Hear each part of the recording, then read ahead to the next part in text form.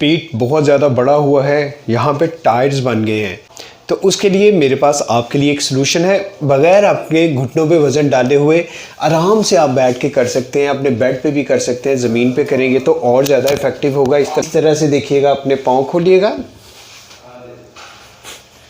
ठीक है। देखिएगा इस तरह से आपने बैठ जाना, इस तरह से पाँव दोनों खोलने हैं, इस तरह से आपने रख लेना। थोड़ा सा आगे आएंगे, ऐसे आप इस तरह से करेंगे मूव 1 2 3 4 5, ठीक है।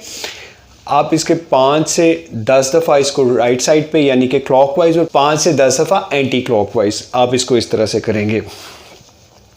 फिर एक दफ़ा जो देखिएगा आप इसको एंटी क्लॉकवाइज देखिए, 1